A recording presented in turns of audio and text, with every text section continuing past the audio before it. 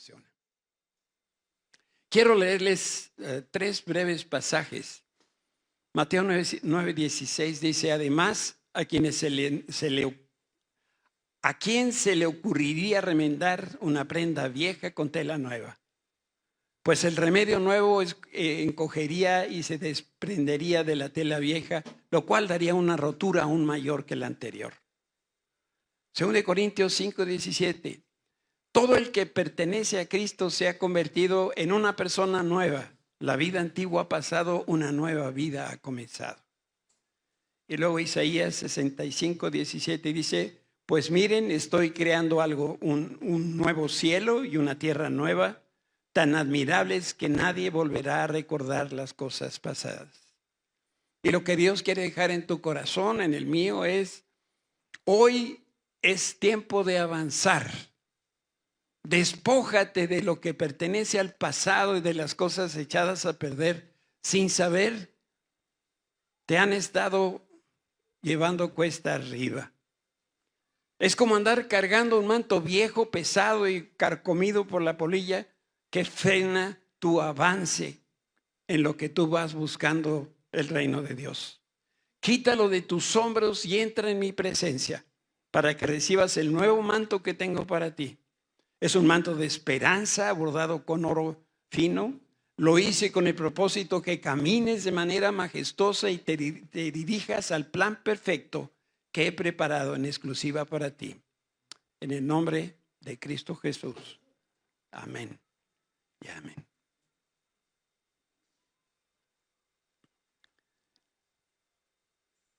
En la tierra prometida, en este estudio que hemos llevado a través de los diferentes meses, todo lo que hagamos tiene que ver con sembrar y cosechar. Y en esto consiste la reflexión del día de hoy. En el desierto no había campos de cultivo para Israel, no había cosechas. Por eso es que Dios los alimentó con maná.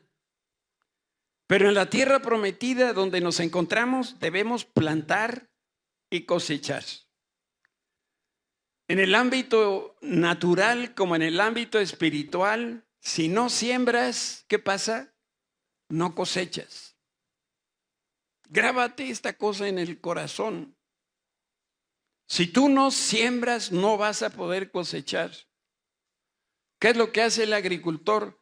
Prepara la tierra, siembra la semilla, la riega, no que se equivoque, le pone agüita, la cuida y después de un tiempo recoge el fruto. Esto describe nuestra propia vida. Para recoger fruto, que es lo que todos deseamos, primero hay que preparar, hay que cuidar, hay que trabajar y después vendrá el premio de la cosecha. En el ámbito espiritual, el corazón es ese órgano reproductor. Por eso debemos nosotros aprender a preparar la tierra del corazón para que entonces pueda producir una cosecha abundante con la cual nosotros glorificamos a Dios y será algo que servirá para nuestro provecho. Piensen esto: una sola manzana tiene el potencial de producir docenas de miles de árboles de manzana. Y cada árbol de manzano tiene el potencial de producir miles de huertos. ¿Por qué? Porque Dios insertó en cada semillita el poder que viene de su persona.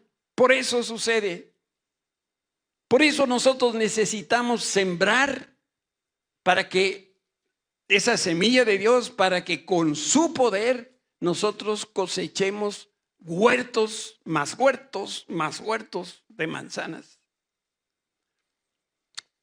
Tan importante es esto que lo quiero subrayar. Si tú siembras una semilla, Dios te devolverá un huerto de manzanas. Piensa en la proporción. Una semilla de Dios sembrada en el corazón te va a producir huertos. Por eso nunca yo voy a poder entender a las personas que no diezman con fidelidad. No hay negocio mejor que estar en los negocios de Dios, donde tú siembras con fe tus diezmos y tus ofrendas y Dios te bendice abundantemente. Por eso uso la figura de la semilla y de la manzana que todos hemos visto y comido. Una sola semilla. Si tú eres fiel pagando tus diezmos y ofrendando, el Señor los va a multiplicar y te va a dar huertos de manzanas. Huertos de todas estas cosas que tú sueñas y anhelas a tener en tu vida si te mantienes diezmando y ofrendando con toda fidelidad.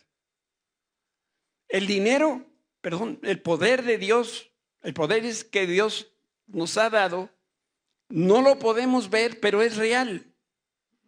Se encuentra de alguna manera oculto. Y así como Dios insertó su poder en cada semilla natural, también insertó poder en tu corazón y en el mío. El dinero no produce lo que la palabra de Dios produce. La palabra produce sabiduría y la sabiduría produce prosperidad. Pero si nosotros no somos sabios, nunca seremos prósperos. Y se ve la sabiduría en la administración de los recursos que tienes. Se ve la sabiduría en el trabajo que realizas todos los días. No importa si tienes 10 años o si tienes 80 años, 90 años o 100 años. Quiero ahora preguntarte si eres de las personas que cambia con facilidad. Y yo creo que si hablamos con toda sinceridad, pocos tienen la disposición de cambiar. Si tú crees que eres de los que cambia con facilidad, te sugiero que le preguntes a las personas que más amas si ellos a ti te ven como una persona que cambia con facilidad sus patrones de conducta. Todos tenemos una serie de patrones de conducta. Desde el momento que te levantas de la cama en la mañana, no sé, a lo mejor para algunos lo primero que hacen, bajan un pie y lo meten en una chancla, en una pantufla. Y lo que sigue es ir a la regadera, y lo que sigue es poner tu cafecito, y lo que sigue es, y hay un patrón establecido. Y tan establecido está que el día que bajas el pie y no está la chancla, estás perdido. O el día que no tomas café, ¿cuántos aquí son cafeteros? Hijo, el día que no hay café, ese día no salgas de tu casa, ese día que a tu abogado hable por ti porque la vas a regar. Es que es un patrón que nosotros nos hemos formado. Y el punto que estoy tratando de hacer es que si no eres capaz de renunciar a lo que te hace daño, tampoco vas a tener la disciplina que se necesita para cultivar el carácter de Cristo. El punto que estoy tratando de hacer es el siguiente. Tú y yo somos criaturas de hábitos. Y sabes, eso es bien triste. Estamos arraigados con fuerza a nuestros placeres, a nuestras debilidades, así como los puercos están atados a sus lodazales. ¿No me crees? Haz la prueba. Baña, por favor, a un puerco, y ya que lo lavaste y lo planchaste y lo secaste, ¿qué va a hacer? Se vuelve a lodazal. Cambiar de hábito sería que el animalito de ahí dijera, fuchi, ya no quiero yo nada que ver con el lodo. Entonces hubo un cambio en su vida. De eso es lo que estoy hablando. Y como nosotros somos tan intolerantes, nos resistimos a experimentar algo nuevo. Yo te aseguro que nunca has probado lengüitas de colibrí al curry con hierbas finas. ¿Alguno ha probado? Bueno, lengüitas de colibrí asadas. Tacos al pastor, sí. Cuando nos ofrecen algo que no hemos probado, ¿cuál es nuestra primera reacción? Ancas de rana. No sé, pero nomás de pensar en una rana ya se me quita el apetito.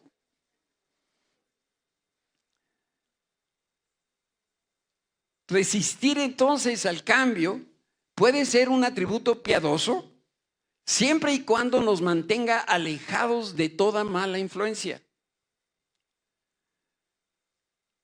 Pero de otra manera nosotros debemos tener la facilidad o deberíamos poder cambiar sin tanto problema. Mira cómo dice Pablo a los Efesios. Entonces, y está hablando de cuando alcancemos la estatura de Cristo, ya no seremos inmaduros como los niños, no seremos arrastrados de un lado a otro ni empujados por cualquier corriente de enseñanzas nuevas. No nos dejaremos llevar por personas que intentan engañarnos con mentiras tan hábiles que parece verdad. Un atributo piadoso como resistir se convierte en un defecto horroroso cuando no traduce en bendición a nuestra vida. Cuando cambiamos y eso no trae una consecuencia de bendición, entonces cambiamos mal. Y yo creo que una de las maneras como nosotros resistimos al cambio es entretenernos en los síntomas en vez de ir a la raíz, a la causa de la enfermedad o del problema. Piensa en la educación de los hijos.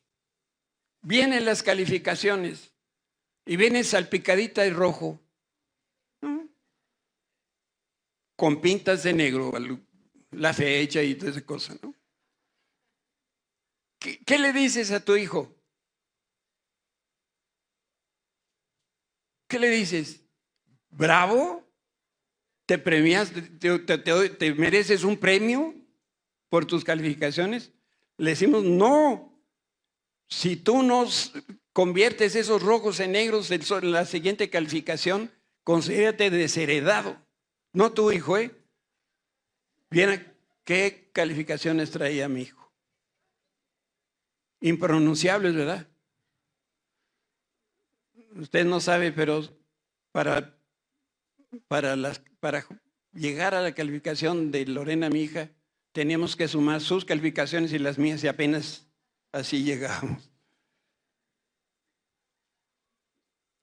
Necesito que me muevan un poquito la cámara porque no veo el número.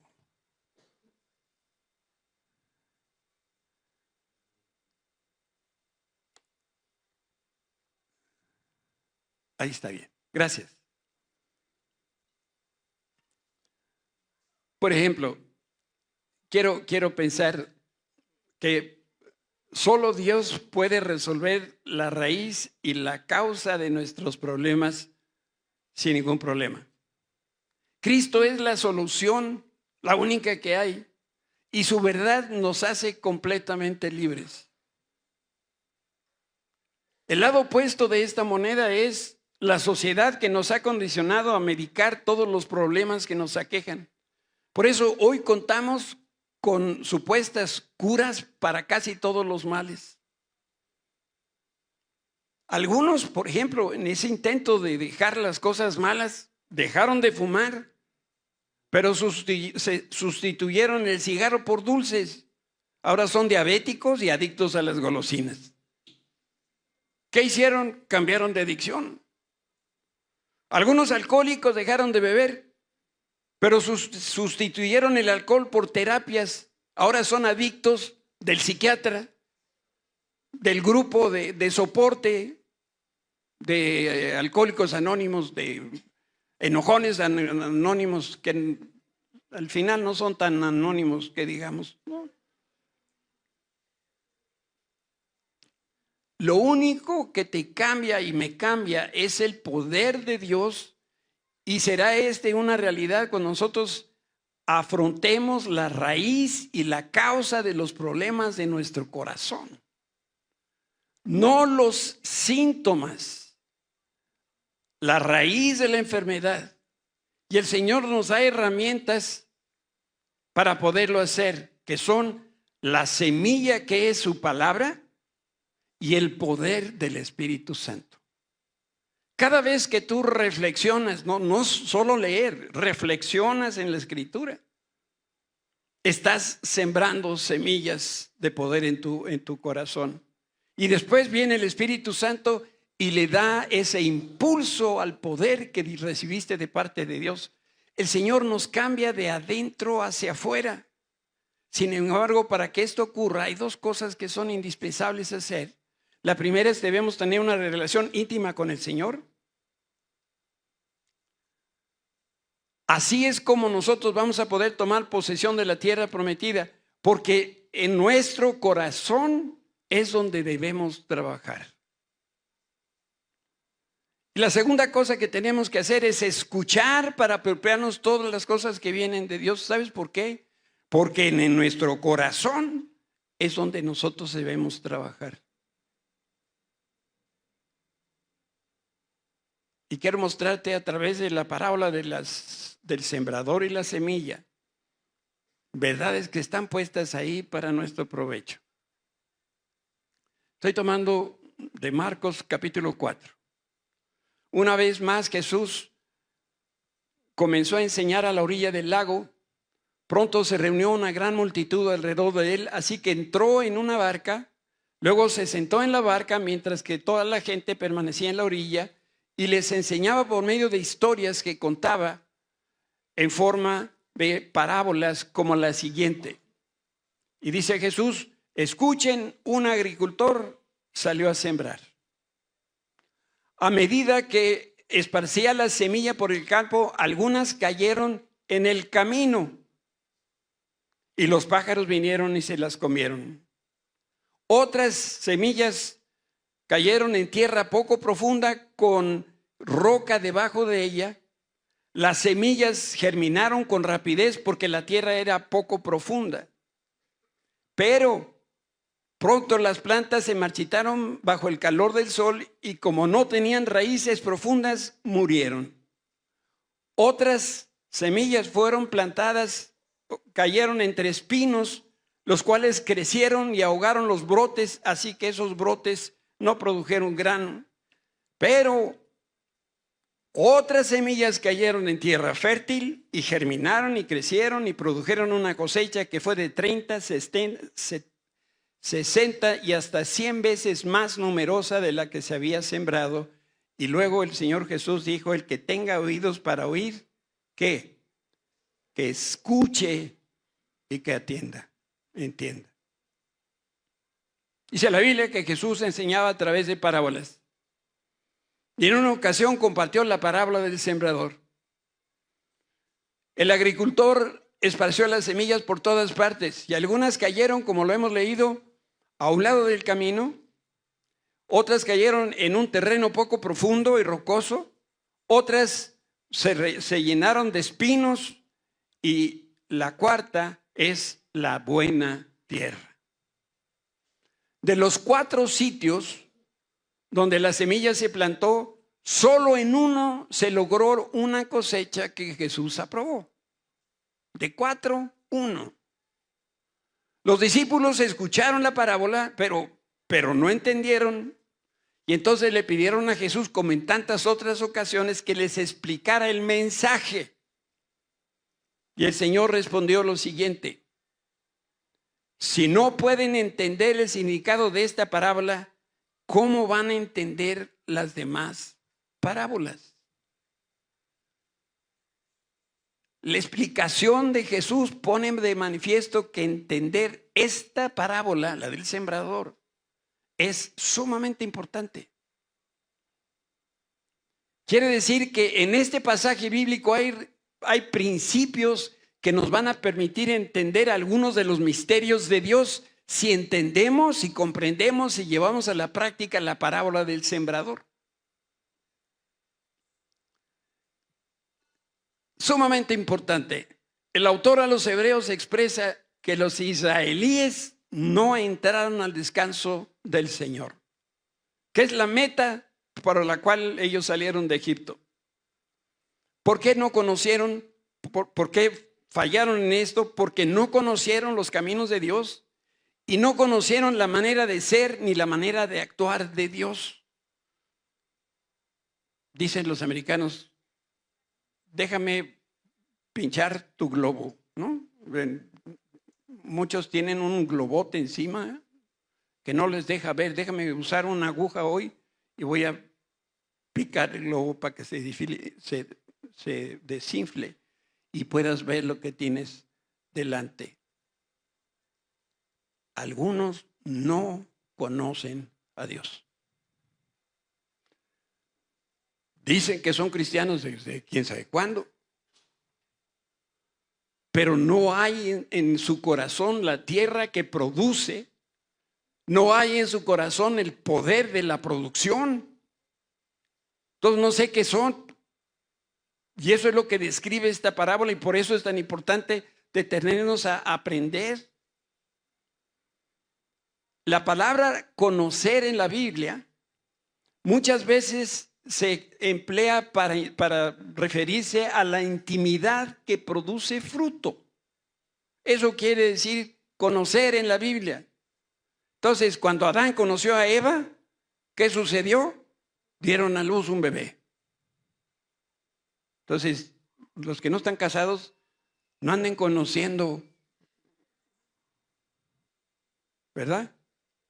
Bíblicamente.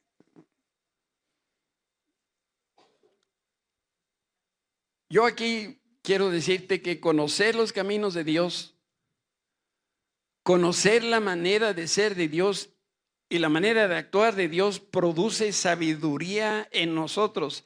Y su sabiduría en nosotros hace crecer el fruto del corazón. Y quizá te sorprenda, pero Dios no es lo que tú piensas. Dios no es lo que tú crees. Para poderlo conocer necesitas permitirle al Señor tener una relación personal contigo.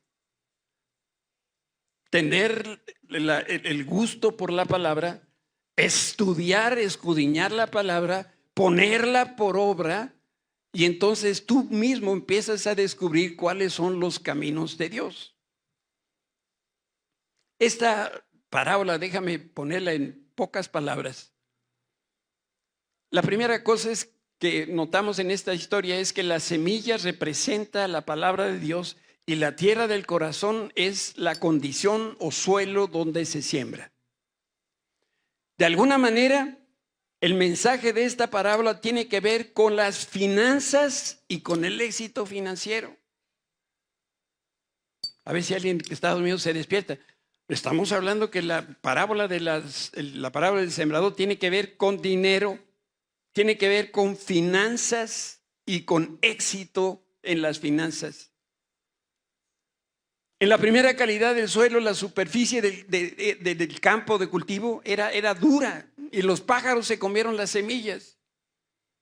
Esto compara a la persona que no ofrenda ni diezma con fidelidad, que no lo hace de manera constante, pero sí es de alguna forma un inversionista. Y lo que Jesús declara es que la semilla que cayó a los lados del camino, vino el enemigo, se la roba, vino y se robó su inversión. Sin semillas la persona nunca va a haber cumplido sus sueños, las promesas de Dios, incluyendo las promesas financieras. Si tú necesitas un mejor ingreso, necesitas conocer a Dios, conocer al Dios del diezmo, vivir lo que Dios declara y entonces dice la Escritura, se abrirán las ventanas de los cielos y te va a llover sobre mojado. Te va a llegar toda la riqueza que tú necesitas para llevar a cabo los propósitos de Dios. No quiere decir que el Señor no bendice a esta persona que no diezma. Dios le dio poder para prosperar, pero la persona simplemente no logró concretar las promesas. ¿Sí me explico? El que no diezma, Dios lo bendice. El que sí diezma, también Dios lo bendice. Pero el que no diezma ni ofrenda de manera fiel no puede concretar las promesas financieras de Dios, porque no conoce cómo opera Dios. Y Dios dice, ¿tú quieres prosperar? Obedece lo que yo te digo. Hazlo como yo te lo estoy indicando. El diablo no siempre roba la semilla de inmediato. A veces lo que hace Satanás es esperar que la inversión crezca y cuando adquiere un tamaño más o menos razonable, viene y la roba. La segunda calidad de tierra es muy poco profunda y además es rocosa. Esto habla de una persona que no tiene profundidad en la tierra de su corazón. Recibe con alegría la idea de invertir y de hecho lo hace de manera inmediata. Y para este inversionista, cada puerta de oportunidad ahí se va. Dice, esto es de parte de Dios. Y entonces es a través de estos impulsos que él cree que está avanzando. ¿Sabes cómo conocer a las personas que están en esta categoría de la segunda categoría que marca la parábola del sembrador? Son las personas que a todo insinuación de negocio la ven como dinero en el banco. A todo le entran, pero nada sacan. Y dicen, esto ha de ser de Dios, sin realmente haber escuchado la voz de Dios. ¿Por qué no hizo un buen negocio? Bueno, porque la persona no escuchó ni reflexionó en la palabra que Dios le dio y por supuesto tampoco siguió la guía del Espíritu Santo. Los cristianos exitosos son aquellos que siguen las instrucciones de Dios. La tierra del corazón adquiere profundidad solo cuando haces lo que hace el agricultor de la parábola. Bueno, no de los primeros tres, sino el último. ¿Sabes qué hizo este último agricultor? Él lo que hizo fue lo siguiente. La tierra del corazón adquiere esa profundidad solo cuando haces lo que Dios dice. Cuando meditas y, ¿cómo se dirá? Rumiar.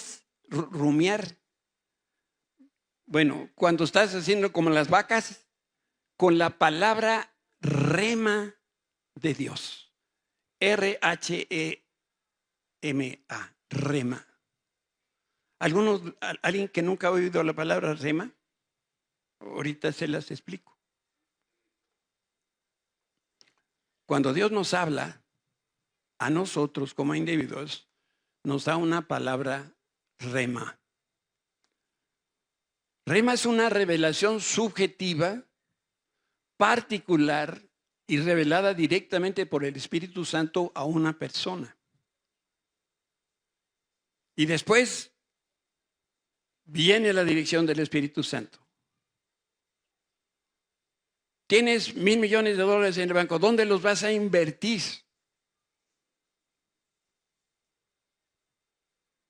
¿Qué hace un inversionista? Estudia los mercados. ¿Dónde me va a producir más? Y ahí es donde va a meter su dinero. ¿Qué hace el inversionista cristiano? Escucha la voz de Dios. Señor, habla a mi vida. Dime qué quieres que yo haga. Pero necesariamente si lo que yo busco es finanzas abundantes, voy a tener que sembrar algo. Y esa semilla es algo que viene de parte de Dios. Y yo tengo que oír en mi corazón del alma lo que Dios quiere que yo haga. Que puede ser muy diferente de lo que Dios le está hablando a cualquier otra persona. El tercer escenario en la parábola del sembrador, las espinas o los cardos ahogaron los brotes cuando crecen. Así que la persona se dispone a invertir, Pero las preocupaciones, los malos hábitos, el deseo por las cosas del mundo le impiden alcanzar la meta. Por un lado, la persona está preocupada de perder su dinero en una mala inversión, y por el otro lado se gasta su inversión en cosas que no necesita. Levante la mano, ¿quién tiene un presupuesto familiar?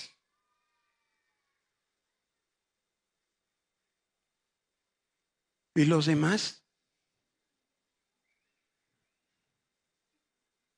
¿Saben cuál es la tragedia de esto? De seguro tú has ido a comprar a una tiendita de la esquina o has ido a una farmacia de barrio, no a farmacia del ahorro, una farmacia chiquita de las que había antes. ¿Dónde guarda el dinero el tendero? En un cajón. Y entonces la venta la va metiendo ahí y la va metiendo ahí.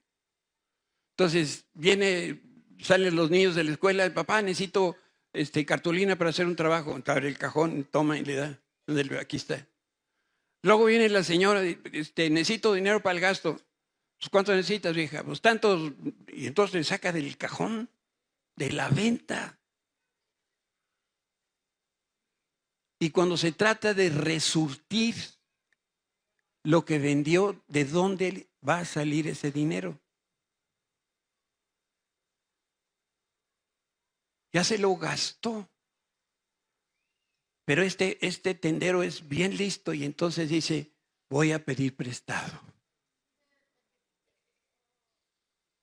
Eso es el principio del final. Por eso la importancia de conocer a nuestro Dios y sus caminos. El engaño de la riqueza lo lleva a pedir prestado, y si tú debes dinero, conoces la historia perfectamente bien, te conviertes en esclavo de tus acreedores.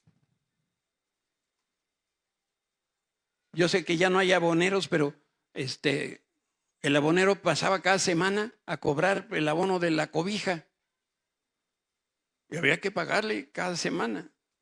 En cada uno de los 3 escenarios hay una semilla, hay un campo, pero nada o muy poco tierra hay en el corazón. Y aquí está la cosa, que la semilla de la palabra de Dios es de un valor incalculable, porque es sabiduría de lo alto, y nosotros recibimos esta semilla como cuando meditamos en la palabra de Dios, cuando escuchamos con atención la enseñanza y la predicación de la palabra, cuando llevamos a la práctica lo que reflexionamos y aprendimos de la Escritura, producto de un estudio cuidadoso diario de la Escritura. Y si nosotros trabajamos con perseverancia y aplicamos el mensaje rema de Dios, entonces el Espíritu Santo va a producir en nosotros una gran cosecha de sabiduría, y la sabiduría es la que nos da la riqueza. Por eso de hoy en adelante no le pidas a Dios que resuelva tus problemas financieros. Es mejor decirle, Señor, dame sabiduría. ¿Me puedes ayudar con la música, Rul? Yo creo que el mayor problema de tu tierra y de mi tierra es que la semilla de la palabra cayó entre espinos. Y como lo leímos en la Escritura, los espinos crecieron, ahogaron los brotes, y por la presencia de los espinos, que también son nuestros cananeos, son nuestros pecados del corazón, no hemos sido capaces de producir. Quiero darte una palabra de ánimo. No te desanimes si todos los días tienes manifestación de cananeos en las calles de tu vida. Tampoco te desanimes si los cananeos te tienen sitiado. Recuerda que tú y yo solamente somos colaboradores de Dios y la victoria está garantizada. ¿Quién la garantiza? Dios mismo. El Señor nos va a ayudar a desenraizar y a expulsar la cizaña y los espinos para que nuestro campo de cultivo sea productivo. Esto es trabajo. ¿En dónde? En nuestro corazón. Si la bronca está aquí, en el corazón, ni para dónde voltear, ¿a quién le echo la culpa? Es mi corazón. Dios no está enojado por los espinos de nuestra vida.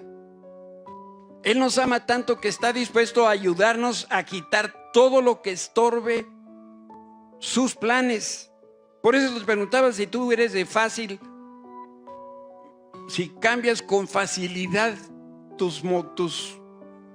tu manera de hacer las cosas, porque seguramente Dios te va a pedir cambios en tu vida. De entrada hay que meterse con el Señor. He escuchado personas que dicen, bueno, sí, pastor, yo oro en el metro. Hombre, y seguramente debe ser una meditación muy profunda. Al fin estás rodeado como de 15,000 personas en un vagón. ¿Será el mejor lugar para meditar y reflexionar? No, yo lo que hago es, cuando mucho le dedico unos 10 minutos, porque tengo que ir al trabajo y llegar temprano. Dios, ¿crees tú que te está esperando para que le regales 10 minutos de tu tiempo? Necesitamos sentarnos con el Señor, a hablar con Él, a escuchar su voz. Necesitamos dedicarnos tiempo en la lectura, en la meditación de la palabra. Fíjate que Jesús murió para anular el poder de la cizaña y del cananeo. Y nada nos puede separar del amor de Dios. Esto es una garantía. Y así como el Señor ayudó a Josué a vencer a sus enemigos, así también va a ayudar a que nosotros podamos vencer a los nuestros. Pero hay un trabajo que tenemos que hacer, que no se lo podemos pasar a nadie. Limpiar el campo de cultivo del corazón. Ese debe ser la tarea constante de nuestro viaje en la vida cristiana. Y Josué, que fue un buen militar, nos da 4 sencillos principios. Número 1, tienes que vencer una ciudad fortificada, como fue el caso de Jericó. Te voy a decir lo que tienes que hacer. La estrategia es sonar las trompetas de la oración y de la obediencia. La segunda estrategia militar: tienes enemigos formidables, más fuertes que tú, pues asóciate con el comandante en jefe del ejército de Dios y sigue sus instrucciones. Y si no sabes de qué estoy hablando, te digo con quién. Busca a Jesús.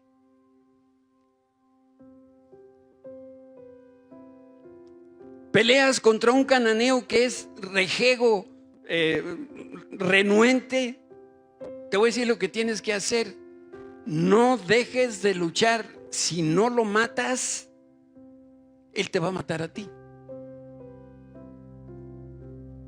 Es que tenemos esa actitud pasiva, como que nos gusta ver pasar la vida, ¿no? Y sobre todo la vida de los demás.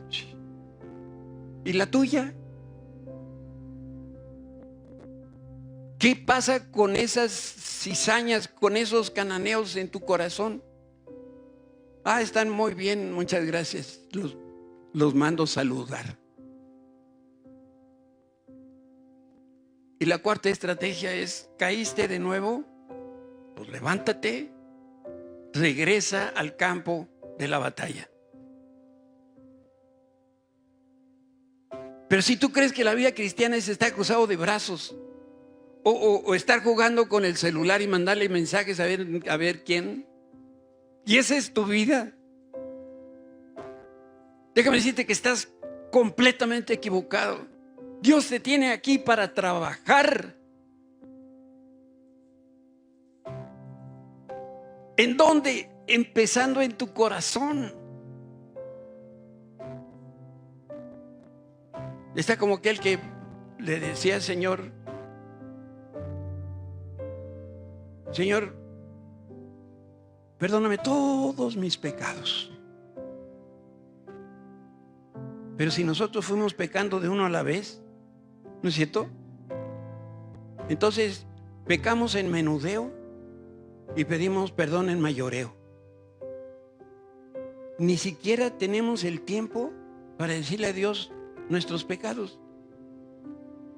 Señor, tú ya conoces mis pecados. No, si los conoce.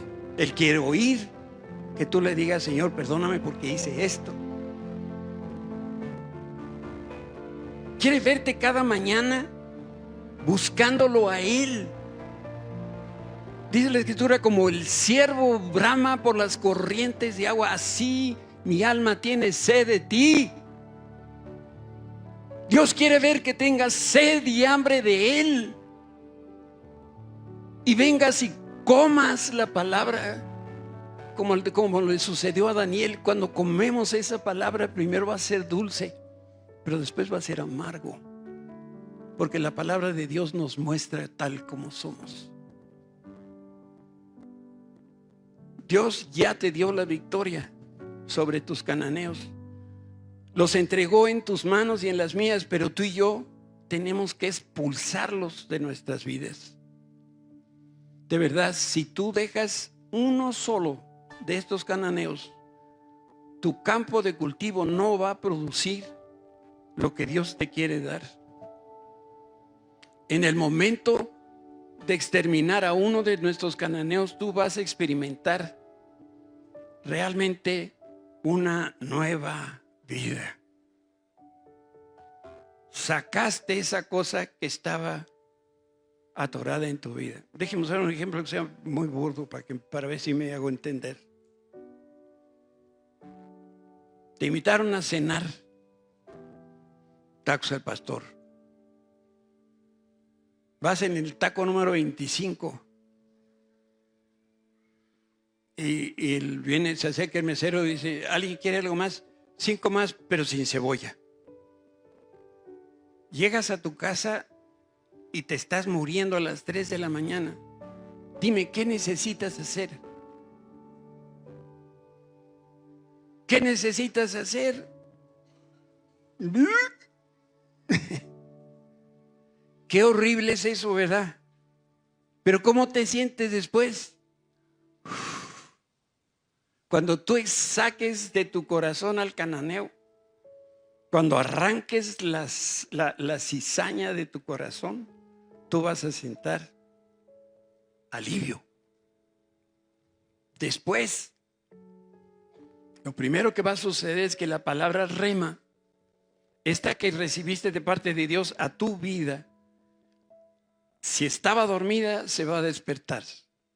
Y después la cizaña va a dejar de asfixiar a la planta de la sabiduría. Y una vez libre vas a empezar a crecer y aumentar en las bendiciones de Dios. ¿Sabes cuál es la meta de Dios? Lo que le dijo a Adán en el huerto del Edén. Gobierna, juzga a las naciones. Te pongo por cabeza y no cola. Pero ¿cómo vamos a gobernar cuando nuestra vida es un desorden? Pablo le decía a sus lectores, a las iglesias donde ministraban, síganme a mí porque yo sigo a Jesús. Yo no me atrevo a decirle ni a mis hijos, sígueme a mí. ¿Tú sí? ¿Por qué? Porque hay cizaña en el corazón. Hay cananeos que nosotros sabemos que están ahí y que necesitan salir. Esa es tu tarea. Y cuando tú haces tu tarea, el Señor te bendice. Y te bendice con abundancia. No hay cananeo al cual Jesús no haya vencido. No hay cizaña que se pueda defender de las manos del hortelano, Jesús. Esto queda en tus manos, queda en mis manos. Yo no puedo hacer esa tarea por ti.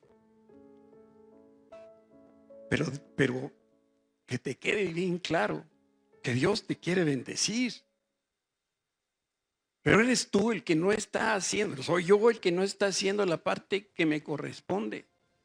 No estoy escuchando la voz de Dios.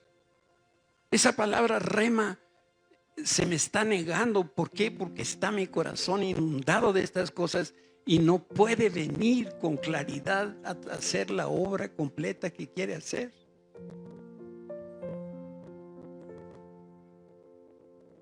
Yo te quiero animar esta mañana a hacer un cambio en tu vida, total, completo.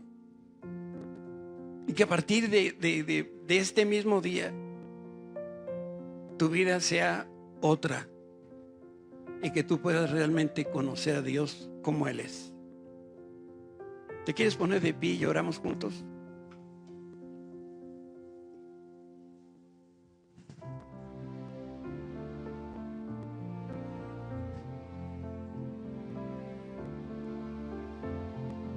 Padre, delante de tu presencia esta mañana,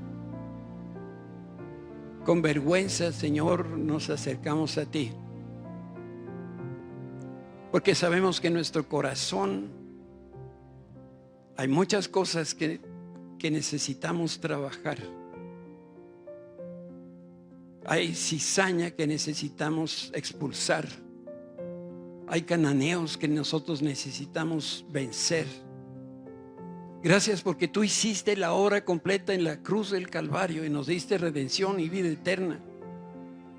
Y porque tú moriste, nosotros el día que moramos vamos a poder resucitar como tú resucitaste.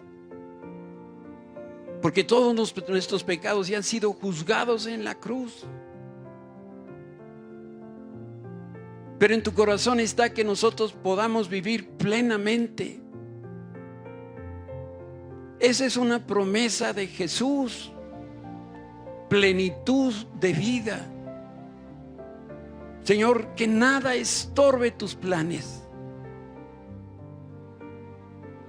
Permítenos escuchar tu voz rema, esa palabra específica y personal para nuestra vida, a la cual si nosotros la seguimos, nos llevará al éxito financiero y económico que tú quieres que nosotros tengamos. Gracias, Señor, porque tu plan es perfecto y lo abarca todo. Ayúdanos en nuestras debilidades. Danos la fortaleza necesaria para cambiar. En el nombre de Cristo Jesús. Amén. Sí. Me gustaría rapidísimo hacer una oración más. Si hay alguien que esté pasando por una crisis financiera, la que sea, ven aquí enfrente. Yo quiero orar por ustedes. Que deben tarjeta de crédito, le deben a alguna persona, están muy apretados, la economía los trae de cabeza, no los deja dormir. Vengan aquí enfrente. A mí me gustaría orar por todas las personas que están padeciendo algún problema que tiene que ver específicamente financiero. Acérquense aquí adelante. Creo que la palabra ha sido muy clara. Nosotros necesitamos aprender a vivir los principios de Dios, a sembrar, y sabemos que ahí va a haber una cosecha abundante. ¿Por qué no cierran sus ojos y vamos a orar? Si estás ahí en tu lugar, a lo mejor te dio pena pasar, no importa, vamos a orar juntos. Padre, gracias por este mensaje que tú nos envías. Y Señor, si estamos aquí enfrente es porque necesitamos ese toque especial para nuestra vida. Señor, yo te pido que cada uno de nosotros podamos aprender a sembrar en el lugar adecuado, en el momento adecuado. Y yo sé, Señor, que tu palabra nunca falla. Tú nos vas a respaldar. Y yo sé, Señor, que muy pronto vamos a poder ver un fruto, y un fruto abundante. Señor, te pedimos perdón si nosotros en nuestro pasado hemos sido malos administradores. Perdónanos si no te hemos entregado lo que a ti te corresponde. Perdónanos si teniendo la oportunidad a lo mejor no hemos ayudado a la persona que está a nuestro lado. Hoy hacemos un alto y queremos vivir conforme a tu palabra. En el nombre de Cristo Jesús. Amén y amén. Muy bien, que Dios los bendiga. Estamos despedidos. Muchas gracias. Que Dios los bendiga.